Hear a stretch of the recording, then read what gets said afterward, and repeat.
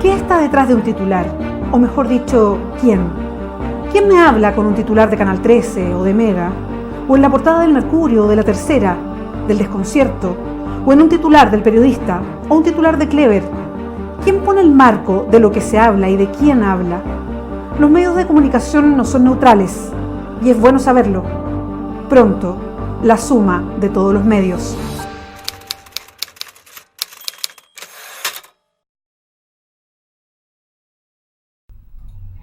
Hola, muy buenos días, bienvenidas, bienvenidos. Estamos iniciando la suma de todos los medios, como siempre, junto a Francisca Quiroga, Pancho Martorell. ¿Cómo están? ¿Cómo llegaron? Muy bien, buenos días. Bien, contentos. Buenos días a todos. Hacemos este programa de manera colaborativa, como siempre, con El Periodista, con El Desconcierto. Es un programa que hacemos de esta manera, bien inédita, para hablar sobre los medios de comunicación, sobre la comunicación en general. Y esta vez, esta mañana, le lleva entrevista. Muy bien, invitada estelar. Estamos con Patricia Peña. Pati, ¿cómo llegaste? Muchas gracias por acompañarnos. Muy bien, en esta primavera indecisa. No sabes, indecisa y las alergias. Eres el club de las alérgicas, tú te salvas. ¿Tú, Pancho, no? No. Bien. Alergia a toda la censura. Claro. El hombre anticensura. No a la alergia. Soy el más censurado de Chile. Claro, imagínate, impunidad diplomática y toda tu historia. ¿Verdad? Claro, es que tiene una historia. Sí. Noventera. Y como dicen los Una historia noventera. Como dicen los argentinos en ese dicho maravilloso, el que se quema con leche ve una vaca y llora. Siempre tiene cosas argentinas. No, sí, el Pancho, mucha razón. Soy argentino por jus sanguinis. Ah, muy bien. Me corresponde. Oye, voy a presentar formalmente a nuestra invitada estelar. Mucho, pero para que todos además la conozcan y con todo lo que hace a propósito de lo que vamos a conversar. Bueno, Patricia Peña es académica del ICI, que es el Instituto de Comunicación e Imagen de la Universidad de Chile, donde estaba periodismo, ella es periodista, está adelante y lidera el diplomado en comunicación digital de la universidad, es integrante, además miembro del directorio de datos protegidos y también de Girls in Tech Chile. Sí. Ya bien.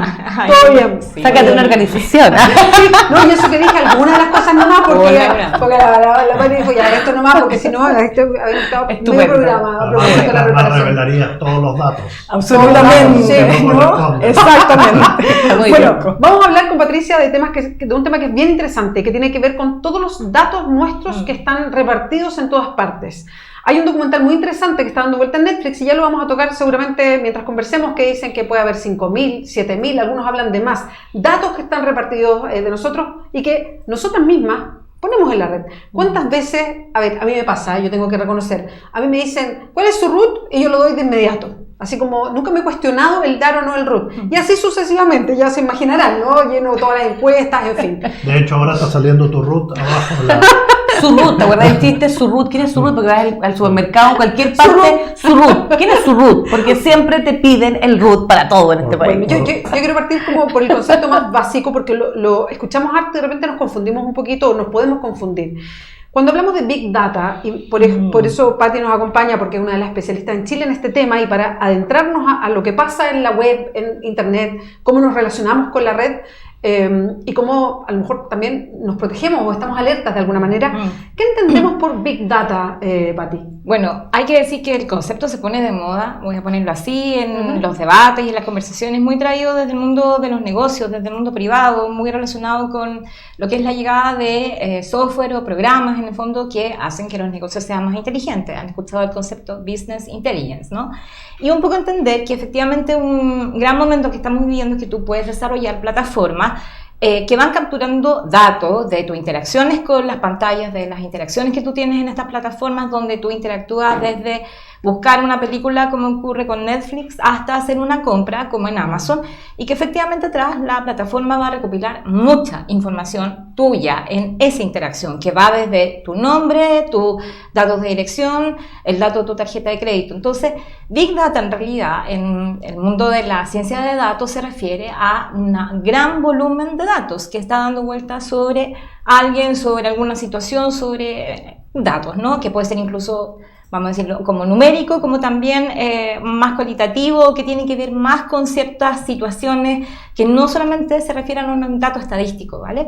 Entonces, cuando hablamos de Big Data, en realidad estamos hablando de millones de datos que eventualmente alguien los puede procesar, que ese es el punto, alguien los está recolectando, alguien los puede procesar, y finalmente eso puede servir para tomar decisiones o para hacer o entrenar un sistema que efectivamente desarrolle una respuesta o desarrolle una decisión o desarrolle un servicio en relación a lo que estamos pidiendo. Entonces, por eso, entre comillas, en estos días el tema explota, ¿no? Porque a veces como que, yo digo, a veces los medios justamente hablan de Big Data y no hay esta necesaria explicación de cómo llegó el término. Y tiene mucho que ver finalmente con otra discusión que hay hoy día instalada, que es: vivimos, como tú decías, en un mundo donde nos acostumbramos a como que Internet era como llegar y buscar, y nunca nos preguntamos, entre comillas, quién era el que al otro lado estaba recopilando justamente ese historial de búsqueda, ¿no? Algo que hoy día ya sabemos que hace Google, ya sabemos que hace una red social como Facebook o incluso Instagram. En realidad, cualquier sistema hoy día que esté montado en una plataforma, de por sí necesita recopilar cierta información, ¿no? Y nosotros eso mismos. Exactamente, y eso yo creo que en el fondo llega en un momento en que además nos cuestionamos un poco de la cantidad de información, como tú decías, de la cantidad de datos que ya existe en el sistema respecto de nosotros. El Estado es un gran recopilador de datos, por ejemplo, de los niños, ¿no? De cualquier edad que reciba un beneficio social. Entonces creo que efectivamente el documental, como tú decías, pone un poco en evidencia eso, en el fondo como hoy día nos damos cuenta de que efectivamente eso que era primero el dato root, hoy día tiene que ver con preferencias políticas, obviamente. Pero Patricia, nos damos cuenta, gracias al documental, los que Facebook le entregó a Cambridge Analytica datos, ¿no es cierto? Pero hace mucho tiempo sabemos que Facebook recolecta los datos, lo que pasa es que se lo entregamos la confianza, supuestamente, de que no los iba a negociar, ¿no es cierto?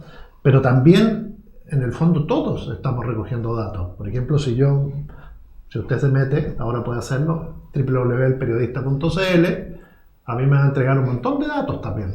¿Qué lee? ¿Cuánto tiempo permanece? ¿Desde dónde me lee? ¿La edad que tiene?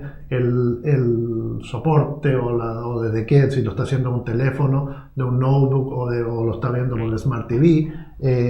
Y así suma y sigue. Así es. Pero yo esos datos no los estoy usando, yo podría usarlos también, ¿no? Absolutamente. ¿Comercializarlos? A ver, lo que dice Facebook hasta ahora es que en realidad lo que pasó con Cambridge Analytica, ¿no? Que es esta consultora que, entre comillas, ahí es donde está, entre comillas, como el entuerto más, yo digo, como el caso judicial, ¿no? Que todavía sigue siendo un tema en Europa.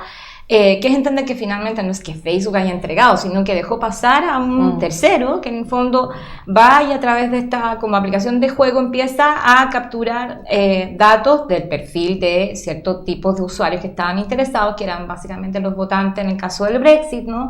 Y en otras de las elecciones que pasan en ese periodo. Entonces, en realidad nos damos cuenta ahí que, claro, ahí Facebook ha tenido toda esa discusión de se quiere lavar un poco las manos, de que en realidad yo soy aquí nomás el intermediario y por lo tanto lo que otros hagan, en realidad lo que me hace pensar es que sí, ahora voy a poner un mejor candado para evitar que esto siga pasando a futuro.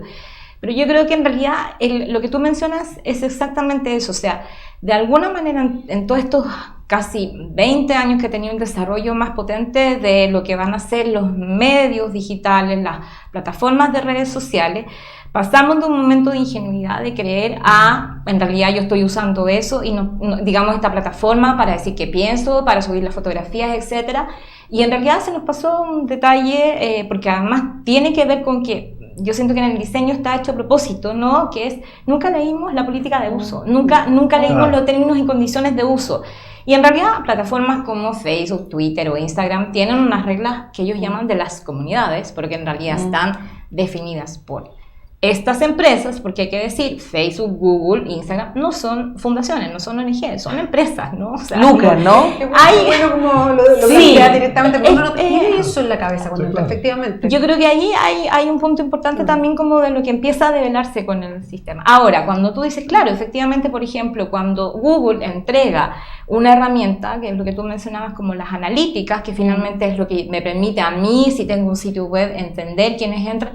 Claro, efectivamente, hoy día el detalle, incluso de una cuenta de Twitter, yo puedo saber hasta la marca de teléfono desde donde tú me estás viendo, la compañía de telecomunicaciones desde la que tú estás accediendo.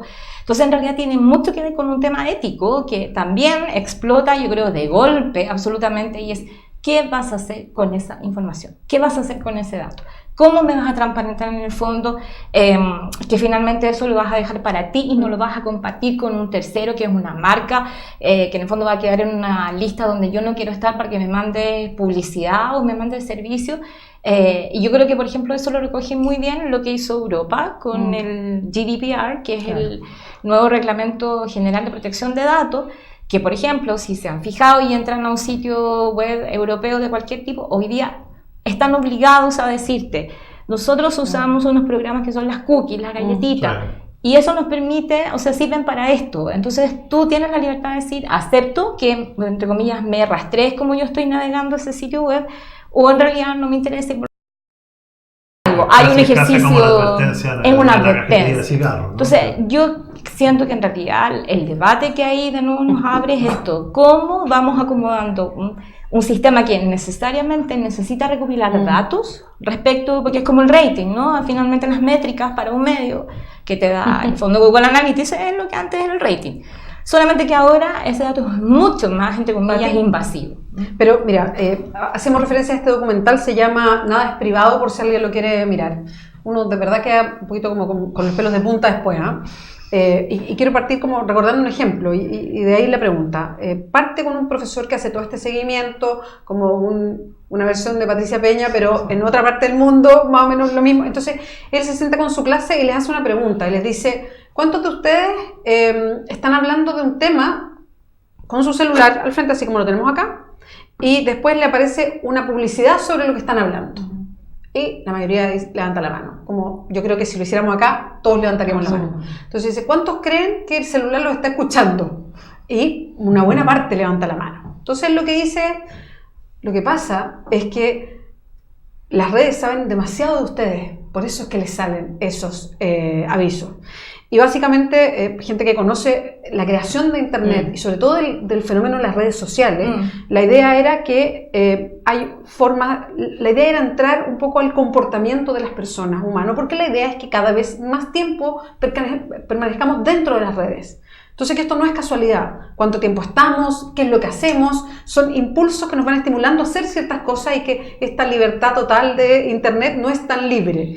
Entonces cuando uno piensa en eso, en la cantidad de datos que ya existen en la web, de cada uno de nosotros, de los 4 que estamos acá, digamos, de los que estamos en esta sala, que somos 6, a propósito de los chiquillos que están, ¿cuántos miles de datos hay de nosotros y cuánto en realidad hay de libertad?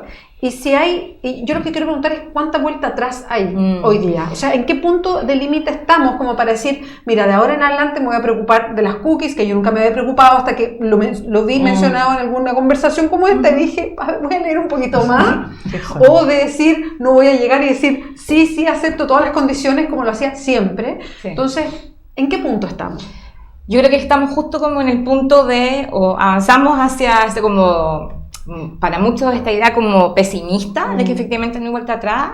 Yo en eso tiendo a ser un poco más optimista porque voy a poner un punto súper importante. Hace muy poquitito Tim Berners-Lee, que es uno de los creadores de la web, que finalmente es por donde nosotros navegamos, ¿no? Ha dicho, en realidad nosotros no creamos la web para esto, ¿no? Esta idea de que efectivamente, como tú dices, hay un punto en la historia de Internet en que el reconocimiento es, mira, esto se deformó, el espíritu libertario que tenía Internet como la promesa de esta red maravillosa de tecnología que nos iba a conectar y que por lo tanto también cambió muchas cosas para bien en la humanidad. O sea, por primera vez mucha gente que era activista, muchos lugares que estaban desconectados por los medios, ¿no? Hay un tema muy potente ahí de cómo Internet permitió a mucha gente empezar a contar qué es lo que estaba pasando en lo local, y eso efectivamente abrió de nuevo todo un debate respecto a la libertad de expresión, por ejemplo, respecto a lo que tenía que ver con la concentración de medios, etc.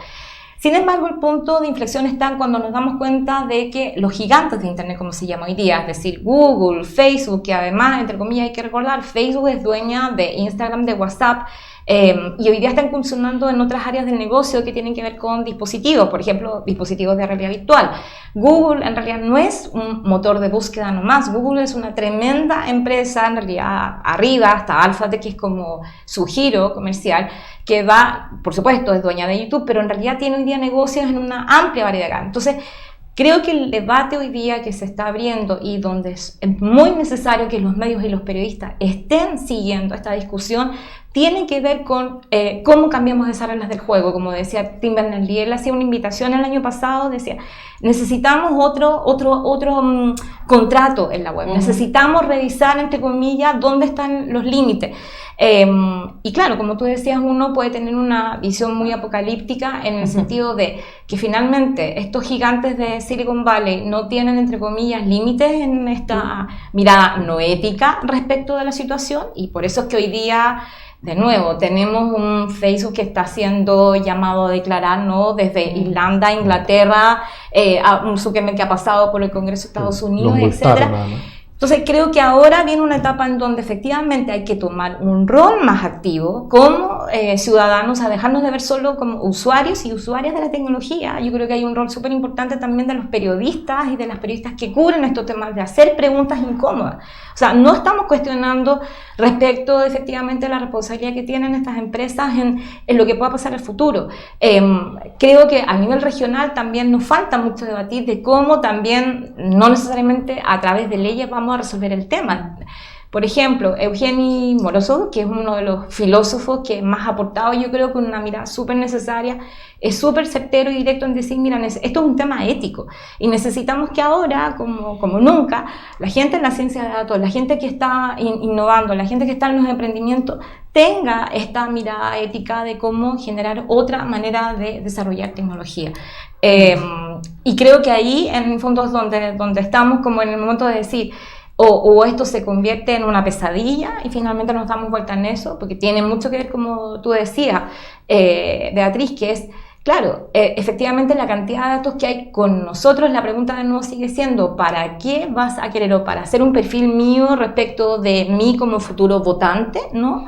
Respecto a una elección, o respecto de mí como vulnerable porque soy parte de una minoría. En el fondo soy parte, por ejemplo, hoy día toda la discusión que hay con migrantes, ¿no? con las personas LGTB, pero también con personas que en el fondo en otros países los están cuestionando por su religión, por su color de piel. Entonces, creo que efectivamente es donde estamos, como en ese punto donde, como en una serie de Black Mirror, ¿no?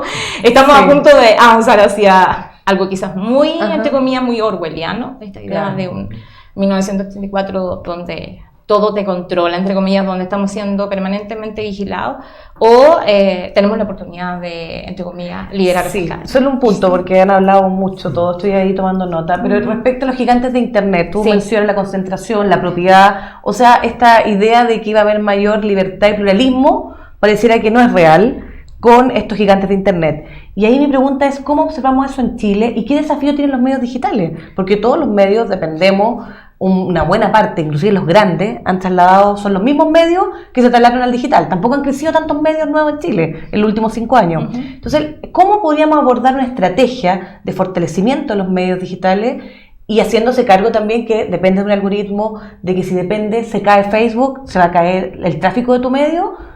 Eso también es peligroso. ¿Cómo construir marcas que vayan más allá de las dependencias con estas grandes empresas? Sí, bueno, una tremenda pregunta. Es la pregunta que yo me hago siempre. Lo sé. Te lo he comentado en oportunidades. Sí, y yo creo que en realidad también esto es como otra parte del debate interesante de lo que estamos viendo, qué significa hoy día ser medio de comunicación en esta era digital, ¿no? Y bueno, primero decir, efectivamente, claro, hay que decir, Internet tenía esa promesa de que iba a haber más pluralidad. Pero resulta que hay varios informes. El año pasado la Oxford Reuters, que es la Universidad de Oxford y el Instituto Reuters publican un estudio que se llama Digital News Report, donde, entre comillas, tengo unos datos bien interesantes de una tendencia que ya uno veía en otros estudios, que es básicamente entender que en general hoy día el cambio es las personas van a informarse en general a través, no es tanto en el fondo a buscar las noticias, si lo ponemos en el concepto de noticias, sino que más bien es lo que te llega en tu muro, ¿no? En tu teléfono móvil, que finalmente es nuestra extensión hoy día de pantalla, ¿no? Y eso tiene mucho que ver con las redes sociales, básicamente en países como Chile, Facebook sigue siendo la red social más usada, a pesar de que me pasa un poco con mis alumnas y con mis alumnos, me dicen, no, pero es que nadie ve Facebook. Entre jóvenes de 18, 25 años, Facebook no existe para y ellos. después vamos a los datos y en realidad digo, bueno, pero se están olvidando que en realidad es, digamos, el consumo de Facebook es amplio en un montón de rangos etarios. Entonces, ahí es donde... Y los medios dependen del tráfico. Claro, Facebook en realidad es como la tele, es muy masivo en un país como Chile, es la red social que donde la gente más está conectada, mucho menos Twitter, y va creciendo obviamente cada vez más Instagram, ¿no? Y Twitter una cosa solo, ¿cuánto representa Twitter en Chile? Porque ese es un dato que yo sé que tú tienes un gráfico. Este mundo nosotros, digamos, tendemos como a exaltarlo en los medios también, lo amplificamos mucho. Exactamente. ¿Cuánta es la cifra?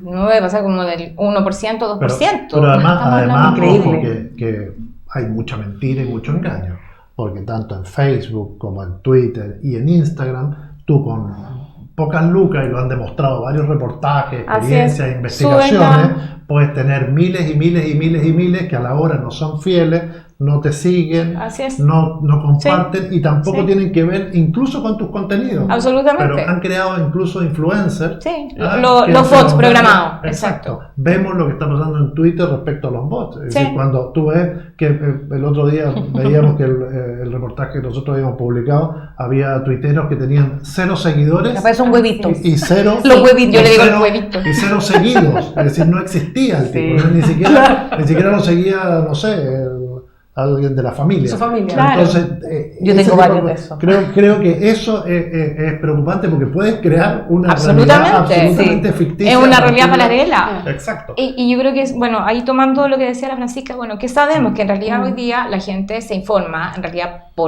o tiende a informarse, si buscamos el concepto noticias, por los mismos medios que ya conoce, ¿no? Que en realidad son como los 3 grandes medios que en realidad tienen presencia muy fuerte y eso podría indicar algo.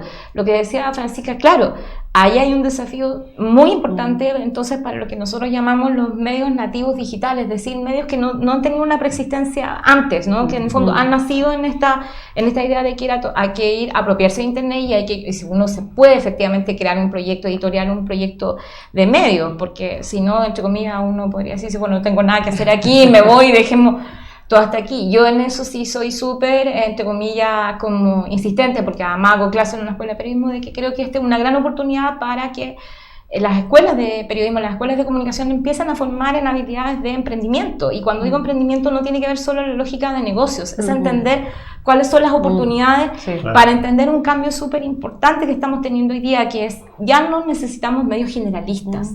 Sino que es un debate duro en la escuela de periodismo. Y además muy complejo, entre comillas, de entender.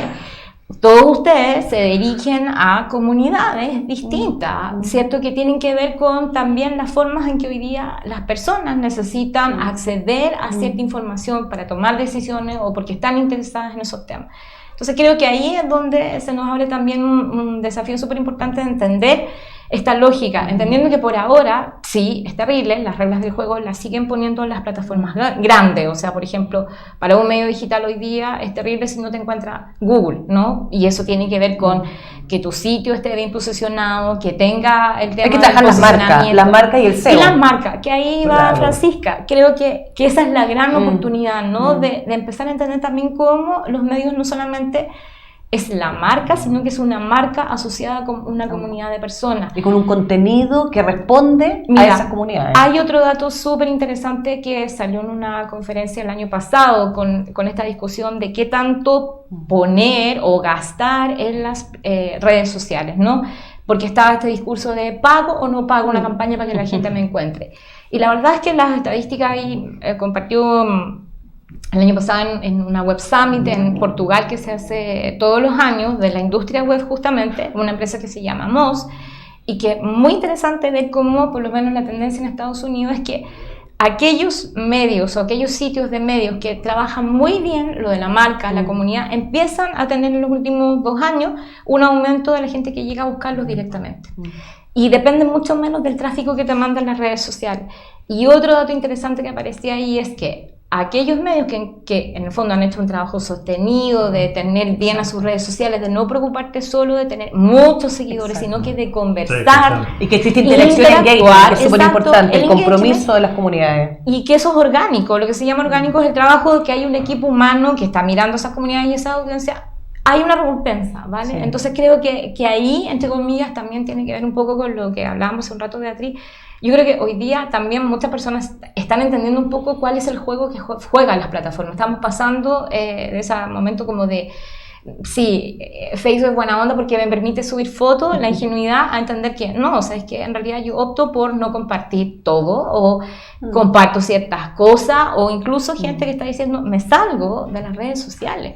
Entonces creo que ahí hay un debate que, ojo, no está totalmente resuelto, porque obviamente cuando hablas con la gente de marketing digital hay otro discurso, a mí me toca moverme en mucho mundo y yo creo que es súper sano que tengamos esas discusiones, que transparentemos esas discusiones, si en realidad el tema es no dar por sentado que finalmente que la tecnología funciona como una especie de determinismo y no hay nada más para cambiarla. Claro. Pues estamos anulando la posibilidad de crear, por ejemplo, otras redes sociales perfectamente. O sea, tiene mucho que ver finalmente con, de nuevo, con aprovechar esta oportunidad para enganchar con tus comunidades. Yo creo que lo que más estamos entendiendo hoy día en periodismo es que ya no se trata de decir, sí, yo sé lo que la gente necesita saber. Todos esos editores o directores o directoras que se la saben todas, los semidioses. Sino que establece... Hay que cambiar esa lógica, ese paradigma. Lo ha hecho muy bien, por ejemplo, el diario ES. Tuvimos la oportunidad de conocer a Ignacio Escolar hace un par de años cuando estuvo en Chile y él decía, fue un ejercicio difícil, pero de repente hay que hacer como una especie como de reunión editorial, decir, a ver, ¿qué quiere que investigamos? Pero un ejercicio de humildad también. Exacto, con el tema del poder también. Es una discusión ahí sobre el poder. Y sobre todo porque es lo que decía Patricia, que me parece... que es bueno de atender, difícil de hacer porque estamos criados, yo ya estudié periodismo hace un montón de tiempo y la forma de aproximarse a los medios, yo siempre trabajé antes en medios de comunicación que tenían eso que era dirigido como del joven de 18 hasta la abuelita, ¿no? Ese como público amplio, las radios, en fin, cosa que ya no existe. Y entender, no solamente que primero fue la segmentación, que tú le hablabas a un público mucho más determinado, más estrecho, que tenía un lenguaje, ciertos intereses, sino que hoy día la retroalimentación, o sea, generar comunidades, o sea, respetar al que está al otro lado, respetar su opinión también y no entender que tú eres el que sabe, porque eres, no sé, la periodista o el periodista, sino que hay una conversación sobre lo que pasa y no quiere decir que la gente se ponga a hacer periodismo, no es eso, sino que atender a una comunidad. Pero generan contenido y generan ideas. ¿Y cuáles son los temas que interesan? Claro. No los que a mí se me ocurre que interesan, sino lo que la comunidad está también proponiendo. Me parece que ahí hay ejercicios de humildad en todos los sentidos, que me parece interesante como para una nueva sociedad, que creo que es algo interesante que ha instalado, a lo mejor por ahí va esto democrático de Internet, el poder escuchar estas comunidades que están y rescatar eso que tiene de esta horizontalidad que decimos en ciertas relaciones. Sí. Yo no sé si tanto. Yo soy el semidio. Eres tú el periodista. No, lo que pasa es cuando lanzamos este programa nosotros no le preguntamos a nadie si querían escuchar a medios de comunicación hablando. Es decir, lanzamos este programa porque pensamos que nosotros había un espacio vacío ahí donde había que analizar y obviamente se va a sumar y se irá sumando gente. Luego iremos viendo cómo vamos mutando el programa y la gente va a influir, etc. Y el periodismo también tiene esa cosa que somos profesionales, que en determinado campo decimos, chuta, esto puede ser un tema interesante para que esa intuición que pega fuerte. Y muchas veces cuando empezamos a escuchar mucho la voz ciudadana, yo aquí creo en los estadistas, creo también en los periodistas con intuición, creo en los temas que hay que investigar. Es cosa de ver los chats. La mayoría, cuando se abren los debates, nosotros afortunadamente tenemos una comunidad que opina y opina bien en el periodista. Y opina, la mayoría opina de los bien casos, se refiere a que es argumentado con evidencia, de opiniones. Sin agresión, sin insultos. De hecho, yo veo... No tienes el comentarista mol. Veo una grosería y lo nosotros saco. Sí, nos ha llegado, nuestro crecimiento ha llegado ese comentarista mol. Lo sacamos, están prohibidos las agresiones. Sí, porque son ciertas reglas de la comunidad. Mínimas sin argumento. Entonces, efectivamente, hay temas y los tratamos, pero esto ha funcionado siempre en el periodismo. O sea, lo que tú decías, en la redacción de análisis, llegaba la gente y en la redacción del periodista llega la gente a conversar, a traer su documento, a querer ser entrevistado, a plantear un determinado tema. Esas comunidades no existía en todo el periodismo. No, o sea, a lo mejor tú tienes alguna experiencia, pero yo te garantizo que esto no existía en todo el periodismo.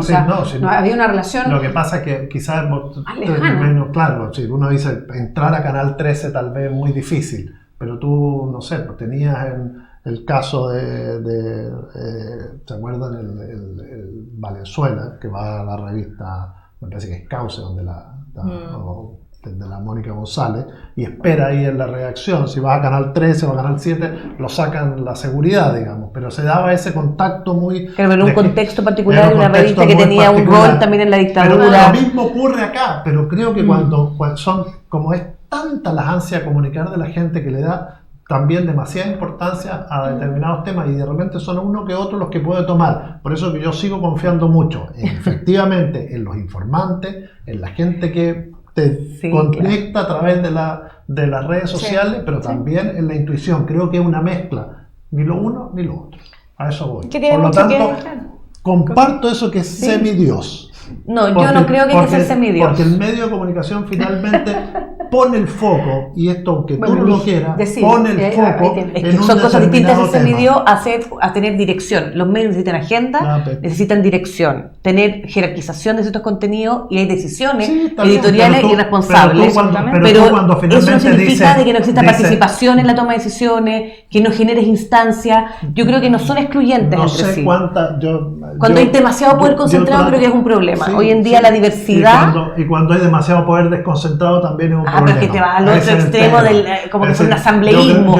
Ese es como el típico discurso conservador de que hay una lógica asambleísta. Yo creo que las metodologías de participación, por ejemplo, una sala de reacción, ¿cuánto participan en los medios tradicionales los y las periodistas en definir ciertos contenidos? Porque hay mucho poder excesivo de ciertos editores que instalan ciertos temas y se equivocan muchas veces y no están leyendo la creatividad. Yo creo que uno de los espacios más interesantes hoy en día es que esas salas de redacción tengan la capacidad de debatir, proponer, y claramente va a haber una jerarquización, va a haber un orden y una dirección, pero cambia la forma de ejercer el poder. No estamos hablando de y la relación con las comunidades. Es la comunidad, por ejemplo. Saber escuchar y reaccionar. El lector del periodista de siempre, que tú lo tienes identificado y que es una persona que siempre comenta, y por ejemplo, si él propone algo, a ti te llega de una manera distinta a cualquiera que te dispare un tema. Esa es la comunidad. O sea, a eso yo creo que nos referimos a esta gente que va creciendo en el entorno del medio. Yo me acuerdo cuando recién Twitter partió, yo soy tuitera del 2009, que me da la impresión que es de los primeros, y me metí a Twitter, y tengo que reconocer, yo nunca me metí a Facebook, por ejemplo, nunca entendí la lógica, no me lo podía explicar, porque además las redes sociales no te pueden explicar, tú te tienes que meter para entenderlas. Y me metí a Twitter, yo creo solamente porque el que era mi jefe en ese momento en la radio ADN nos hizo a todos un Twitter. Sí. Y nos dijo, obligados todos a meterse a Twitter. Exacto. Porque si no, yo no me habría metido, yo creo tampoco. Y empecé de a poco. Era muy chistoso porque no sabía cómo ocuparlo. Empecé como a mí me tocaba conducir programa, era como si estuviéramos acá ahora y yo diría, estoy en la suma de todos los medios, estamos hablando de data. Punto. Así como no sabía. Sí. Y de repente empieza la gente a decirme cosas. Y fue como, primera vez, yo siempre había trabajado en radio, primera vez que tenía una retroalimentación en vivo de algo. Fue una cuestión extraordinaria. A mí como que me explotó la cabeza. Y al principio se generó, todavía hay gente con la cual converso, una comunidad súper extraordinaria. No es el Twitter de hoy día, era un Twitter muy distinto, con mucho intercambio de opiniones, con una comunidad que seguía el programa todos los días y que iba aportando miradas distintas, preguntas a los entrevistados, que tenían un seguimiento. Y yo me acuerdo de esa época, una época muy bonita, de lo que aportaba efectivamente como el mundo que estaba afuera del estudio. Porque evidentemente un estudio, nosotros mismos acá tenemos preguntas limitadas, pueden ser muy interesantes, pero son limitadas. Pero efectivamente el mundo afuera tiene una mirada que es súper interesante. O sea, sin duda tú hablas de una época, y ahí quiero volver a hablar, en el fondo un poquito como de por qué al final estamos discutiendo de estas reglas de juego que ponen los gigantes de Internet. Porque claro, de nuevo, Twitter originalmente no fue pensado de esa manera, ¿sí? No fue diseñado, era una especie como de... Si se acuerdan, un chat donde efectivamente la gente, un poco el objetivo era contar en muy poquitas palabras qué estabas haciendo y punto. Imagínense el salto que en realidad para Twitter fue muy importante, como dos momentos, que es cuando son los ataques del 11 de septiembre, pero luego cuando en nuestro... El 9/11 gringo. Exactamente, digamos que ahí, entre comillas, mucha gente empieza a usar Twitter como esta idea de un reportero ciudadano que está transmitiéndote, que está compartiendo fotos donde no alcanzaste a estar. Pero después hay un segundo momento que viene con el terremoto hecho en Chile y con los terremotos que hubo antes en Haití. Twitter envió gente a nuestro país para entender cómo era ese uso social en el fondo en casos de emergencia. Y a partir de ahí, obviamente, las empresas, todas estas empresas empiezan a entender que su plataforma pueden dar un giro. Hoy día, Facebook, así como está preocupado hoy día de decirte estoy trabajando en mejorar el algoritmo para evitar los discursos de odio y que se nos pasen transmisiones en vivo de matanza, también está trabajando y se está equivocando muchísimo en tener un filtro que censura contenido, ¿no? Entonces, de nuevo, creo que ahí es donde como medios y como periodistas que estamos mirando la tecnología necesitamos poner más atención a, incluso como digo yo, la tecnología no como un geek, no como un elemento, como un gadget, es un tema político hoy día, es profundamente político hoy día. Ciertamente, hoy día el tema de discusión en el mundo es el control que tienen estas plataformas respecto a la libertad de expresión. O sea, tenemos hoy día los dos relatores de libertad de expresión, el de la Comisión Interamericana de Derechos Humanos y el de Naciones Unidas, diciendo, ojo, si no discutimos este tema, esto se nos va a ir de las manos. Francisco Martorell es un fiel defensor de la libertad de expresión a toda costa. Entonces, ¿cómo se expresa eso en Internet? Porque es un debate hoy en día con respecto a los discursos de odio. Recientemente hubo unos seminarios, la academia está preguntándose sobre esto.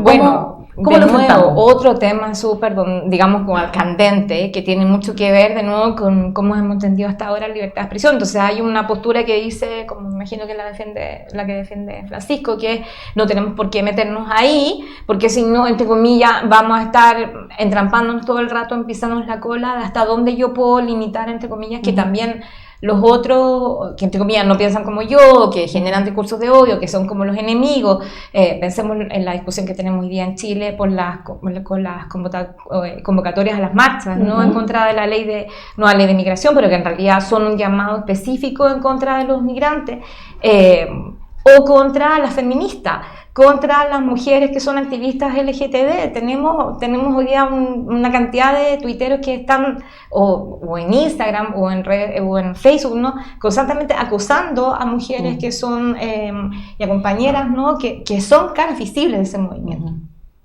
Entonces, claro, en realidad hoy día la discusión es cómo buscar un punto, una tercera vía, ¿no? Que entre comillas no sea ni dejar todo esto en manos de que las plataformas se terminen autorregulando y lo hacen porque efectivamente dicen, bueno, pero es que afuera nadie nos regula. Entonces, como nadie afuera nos controla o nadie nos pone un límite, entonces yo, entre comillas, hago lo que puedo o lo que el algoritmo me permite desarrollar para que efectivamente no me sigan acusando de que yo dejo pasar estos incidentes o estos usuarios o estos mensajes. Y estos discursos todos se viralizan y el efecto contagio es mucho mayor que estos textos elaborados, ¿no? Como reportaje. Fondo, claro, responder o no responder a un tweet que llama se ha convertido en una discusión respecto de qué tanto yo amplifico. Esa es una pregunta que tenemos. Si ese es el tema, si una persona con seguidores cero y seguido por cero, obviamente que solo encuentra impacto si es que alguien que tiene más seguidores.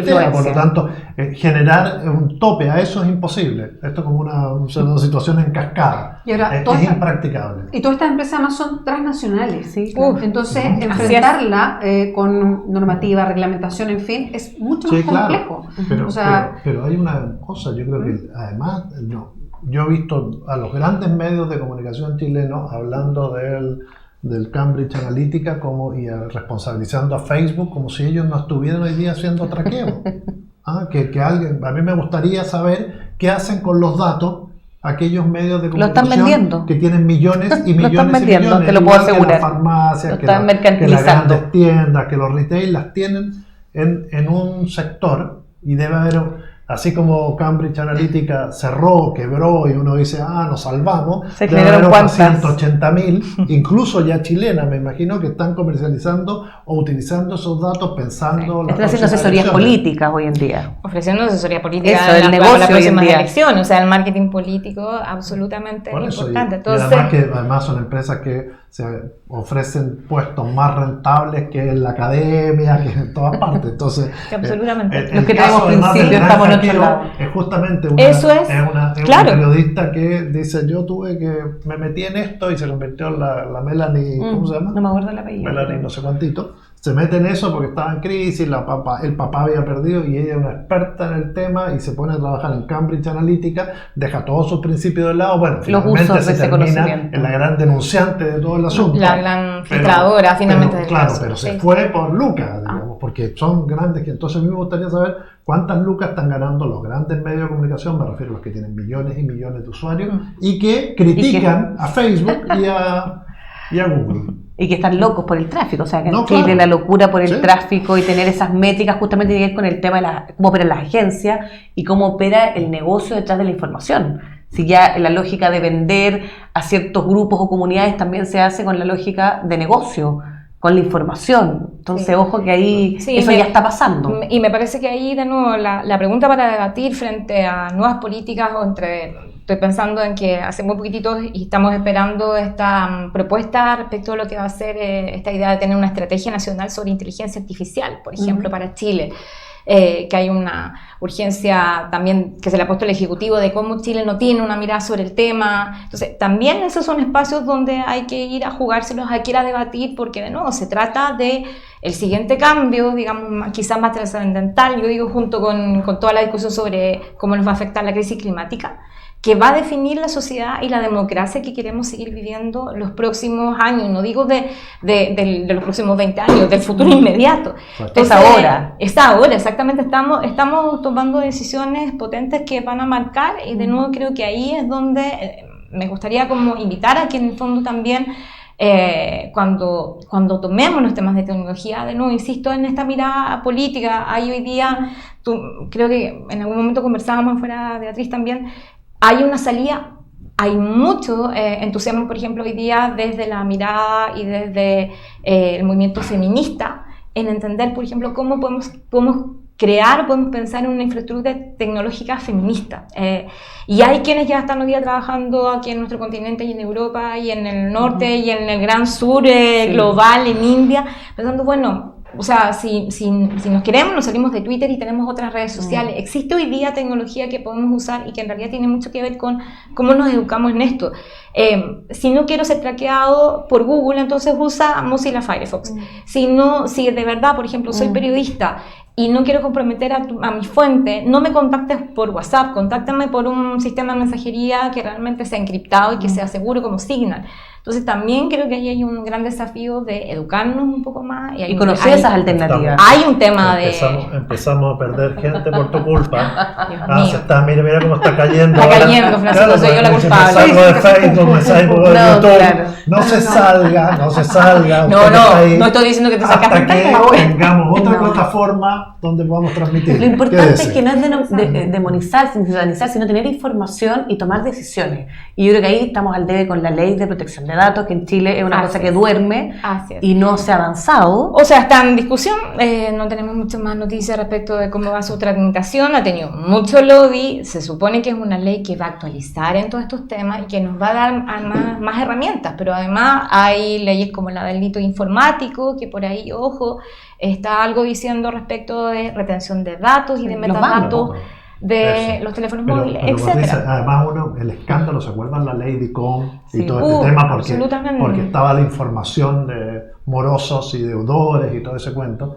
Hoy no solo está esa información, Disponible, es sí. información política, es a quién sigue, es hasta Todo el cruce, toda la comunidad, absolutamente. Lo que decíamos ¿Qué compras? el otro día en la entrevista que te dice el periodista, es decir, si uno sale en la mañana y yo te pasara mi celular, por ejemplo, a un documentalista, podría decir todo lo que hice en el día, es decir, hacer como una especie de película de 24 horas a partir de los datos. ¿Sería que yo entretenida dejé. o no esa película de tener tantos datos personales? No sé si será entretenida, pero en el gran hackeo, The Great Hack, el documental famoso, lo que plantean es que hoy tienen 5.000 datos por persona. Y él dice, el profesor que tú mencionaste, dice que su hija adolescente, no sé, en 5 años o en 10 años va a tener 70.000 datos entregados en las redes sociales. Por lo tanto, cuando hablamos de 70.000 datos, yo no sé, dimensionar eso. tendría que ir haciendo un clic, cuáles son los 70.000 datos que entran, pero entregué todo. Bueno, de hecho, ya cuando nos sacamos esa fotito, ¿te acuerdas? Que nos envejecía y nos rejuvenecía. Yo no la usé. Habla por ti, porque yo esa no la Facebook No, yo no bajé ni la por aplicación, casualidad la bajo. pero sabes, de todo el mundo, mi familia me mandaba fotos mías, así que esta cosa, claro, cómo se estandariza también una moda. Bueno, ese es el efecto hoy en día, ¿no? Todos lo hacen y es una cosa como un deseo. ¿Cómo manejan el deseo con respecto a probar todas estas cuestiones? La periodista Marta Peirano y muchas más, yo les decía Eugenie Moroso, está también Laura Forlano, que el año pasado estuvo acá en Santiago y un poco hace el análisis desde las Smart Cities, ¿no? Desde las ciudades inteligentes que están sensorizadas.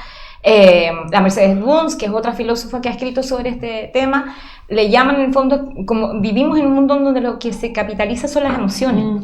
Entonces, ¿cómo pones el foco ahí? De entender que finalmente el me gusta, entre comillas, finalmente como entregar o decir y no hacer una reflexión antes de, a ver, realmente quiero reaccionar, quiero efectivamente decirle a Facebook o entregar en Facebook, porque es distinto lo que pasa, vuelvo a insistir, en tu plataforma, en tu sitio web, y eso es algo que de verdad necesitamos volver a retomar. Para los medios es más importante el trabajo que tienen que hacer hoy día en cómo posicionan su plataforma web en relación a lo que pueden hacer para mejorar el posicionamiento de contenido, que es la parte más técnica, cómo pueden abrir o pueden retomar, por ejemplo, espacios que se dejaron de lado, como los foros. ¿Se acuerdan? En los blogs, en el fondo, cómo pueden retomar la idea de tener un foro y dejar de depender menos de Facebook. Son estrategias que en realidad yo creo que hay que ir probando y depender menos de estas plataformas, ¿vale? Porque la discusión sobre el rol que va a tener Facebook, el rol que va a tener Google respecto a la distribución de tráfico, no la vamos a concluir. No lo pueden cambiar cuando quieran. Yo creo que la vida sin redes sociales es una lata, pero más allá de eso, efectivamente, yo escribí mi última editorial en El Periodista del contacto cara a cara. Es decir, lo que tú planteas. Es decir, como foro, pero además foro cara a cara. Cuando uno escribe 140 caracteres y no ven la reacción del otro, si está triste, muchas veces pasa en los WhatsApp, no sé si les ha pasado, pero uno manda como un chiste y después se da cuenta que para arriba eran todas condolencias porque se había muerto alguien. Claro, ahí estás como para el chiste, ¿no? No, pero es que eso ocurre habitualmente. Que se mejore. Es como, entonces, si no hay contacto cara a cara, la agresión es mucho mayor, porque te aseguro que mucha de la gente que está por ahí agrediendo permanentemente, porque las agresiones son tremendas. Entonces, volver a eso, además, para expresar el pensamiento, que siempre es bueno hacerlo hablado y mirándose a los ojos. Bueno, pero me gusta la vuelta que le da Patricia porque estamos bombardeados hoy día después de lo de Cambridge Analytica. Me acuerdo haber pensado así como, y claro, que voy a hacer una parte interesante. Yo dije, nunca vamos a ganar una elección, ¿no? O sea, con esto el que tiene más lucas ganó para siempre el dinero, nuevamente el dinero y la política es la expresión. Exactamente, entonces me parece muy interesante cómo darle la vuelta, o sea, como instalarse en esa conversación, porque nos podemos instalar siempre desde lo más depresivo, como ya esto... no hay que ser abandono, hay que ser optimista y ambicioso. Pero es interesante cómo darle, de cambiar la vuelta. Cosas. Y ojo que en realidad da la pasada al determinismo tecnológico, que es quizás una de las cosas más, entre comillas, hoy día, que también en el ámbito académico y en el mundo más intelectual, que si yo a veces también como que estamos o sea, a ver, el determinismo tecnológico también anula la capacidad para entender cómo las personas también, no nos olvidemos, usamos y adoptamos la tecnología diariamente, que hoy día, entre comillas, claro, tiene que ver como un poco con esta idea de que este aparato se transforma en una extensión de mí, ¿no? Finalmente. Pero también yo tengo el derecho y tengo la libertad de decir, ¿sabes qué? Me desconecto un rato. O sea, yo tengo harta conversación respecto del derecho a estar desconectado, por ejemplo, que tiene que ver también con respetar tus tiempos, tu autocuidado, etcétera. Entonces, ahí, ojo de nuevo con los determinismos tecnológicos y vuelvo a poner la recomendación ahí. El problema, Patricia, es que cuando... Hacen mix de estrategias, ¿no? Cuando tú te desconectas, los otros no saben. Y si uno prende la hora y se mete en WhatsApp, tiene 600 mensajes. Y dentro Pero de yo esos espero 600 es que te mensajes- tienes que poner por Francisco No, desconectado por siempre. eso, así dentro como- de esos 600 Buena idea. mensajes seguro que vas a tener uno que era sumamente importante en tu vida. Hay que saber esa es lo diferenciar. terrible de estos aparatos. Solo para cerrar un poco que el tema de la tercera vía, no me quedó claro cuál era la tercera vía para enfrentar el tema de los discursos de odio y lo que se está planteando No, hoy el en tema de día. la libertad de Solo expresión, para cerrar. lo que hablábamos, no, bueno, hoy día Observacom, que es el Observatorio de Regulación de Medio y Convergencia, que está en Uruguay, está proponiendo una vía latinoamericana que entre comillas sea como, por un lado, participar en las discusiones que se tienen hoy día con las empresas, con las plataformas, respecto a cómo pueden mejorar, entre comillas, los algoritmos que hoy día están censurando o generando filtros previos, pero además hacer una revisión de las propias regulaciones nacionales. Y eso, por supuesto, en cada contexto de cada país es muy difícil. Nosotros, por ejemplo, en Chile, este es un tema que lo tenemos súper abandonado. O sea, no tenemos una mirada como país, entre comillas, donde ponga la comunicación de los medios como un debate público. Entonces, cuando tú hablas de estos temas, claro, es como yo digo siempre, no sé si en realidad podríamos tener una convocatoria tan grande ciudadana para discutir si necesitamos... Que la gente salga a la calle con un cartel, ¿no? Por ejemplo, no hablar de los medios públicos o de la diversidad de medios, etcétera. Y, por supuesto, eso tiene mucho que ver también con la manera con que las personas y la ciudadanía se ha relacionado con los medios de comunicación en nuestro país en general. Entonces, creo que ahí, a ver, el documento lo que plantea es cómo tener una mirada lo suficientemente como abierta, que yo creo que eso también es la invitación a, sí, efectivamente, exigir unas ciertas reglas mínimas a las plataformas, porque finalmente son intermediarios que todo el rato están diciendo, pero es que yo solo soy el mensajero, pero sin embargo me comporto como un medio. Exacto, Hacer algo, claro. Y por otro lado, tener regulaciones que tampoco nos permitan pisarnos la cola en censurar, en cortar la libertad de expresión, que vaya que ha costado. Entonces, por eso de nuevo creo que ahí... ¿Y qué decía el último, el que vino recientemente a Chile, el académico, sobre los discursos neofascistas y lo que está pasando en América Latina? Muy parecido a lo que hemos conversado hasta aquí. O sea, sinceramente, tiene que ver con el tema, ¿no? De decir, bueno, no vamos a aceptarlo, ¿cierto? Porque finalmente yo también estoy legitimando ese discurso que quiere poner este actor, otro que, porque además tiene mucho que ver de nuevo con lógica de poder. O sea, estamos hablando de que no son actores iguales, ¿no? El mundo fascista, el mundo nacionalista que trae estas ideas, ¿no? Claro, efectivamente puede tener, o aparenta que tiene mucho poder, ¿no? Versus los... Y salen titulares que dicen más de 1000 personas irán a la marcha, que es un titular real del Mercurio, y fueron menos de 30. Así es. Y aparecen en un matinal con 30 personas. Eso. Nos vamos. Sí, entretenido. Patricia, No, gracias a muchas ustedes. gracias por acompañarnos hoy día. Ha sido intensa la conversación. Muy intensa, ha sido paramos de intenso. todos lados con las preguntas, pero muy interesante. Ojalá se repita. Sí, eso mismo. Feliz de seguir compartiendo con ustedes. Vamos a llamar Gracias a por la un invitación. foro y con las comunidades. Gracias. No, gracias por Justamente, eso. se me ocurrió algo. Chao. Fran Quiroga, Pancho Martorell, El Desconcierto, el periodista. Nos vamos. Muchas gracias por la compañía. Nos volvemos a encontrar. Esto es la suma de todos los medios. Compártanos. El hombre de las Dejen redes. huella.